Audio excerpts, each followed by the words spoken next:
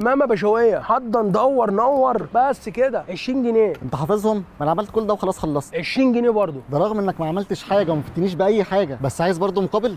متهيألك اني ما فتكش باي حاجه، بس لو انا مش واقف هنا كنت هتلاقي المكان ده متروس على بوزه عربيات، وما كنتش هتلاقي حته تركن فيها عربيتك. اكيد ده ليه تمن. 20 جنيه في كل عربيه واقفه هنا؟ ده انت بتكسب اكتر مني.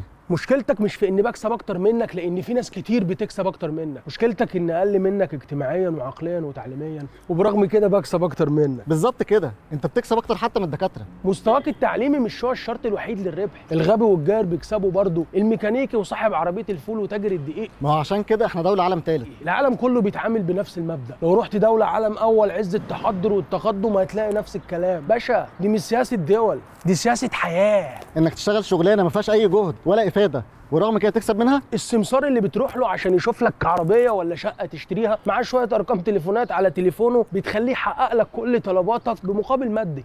اديك قلت معاه شويه ارقام تليفونات على شويه علاقات، انما انت معاك ايه؟ الكلاحه. ربنا وهبني كميه كبيره قوي من الكلاحه، لو ما استغلتش الكلاحه دي انها تفيدني ماديا يبقى انا شخص غبي. انا واحد نقى حته رايقه وفيها شركات، حته رايقه عشان سكانها هم كمان يبقوا رايقين وما يحكوش معايا في 10 و20 جنيه. فيها شركات عربيات داخله وخارجه طول النهار، ورزق ربنا بيزيد. انت كلح فعلا.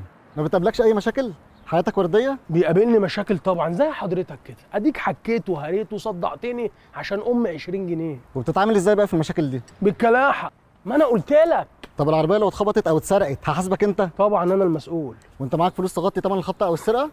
لا طبعا. لو عربيتك اتخبطت بعد الشر يعني او اتسرقت خلال وردتي مثلا، وحضرتك حبيت تحاسبني، مش هتلاقي حاجه تحاسبني بيها، وهتكتشف انك بتلف في دايره مقفوله نهايتها انك هتسامحني عشان انا عيل غلبان او بربي عيال مثلا. تفتكر انا معايا اللي يسد لك ثمن سرقه عربيتك او حتى خبطتها؟ بمنظرك ده لا طبعا. هي دي بقى الكلاحه. ربنا يزيدك. باشا ال 20 جنيه. حر النار في جتتك. ربنا يكرمك يا باشا. كلاحه؟ بالظبط كده.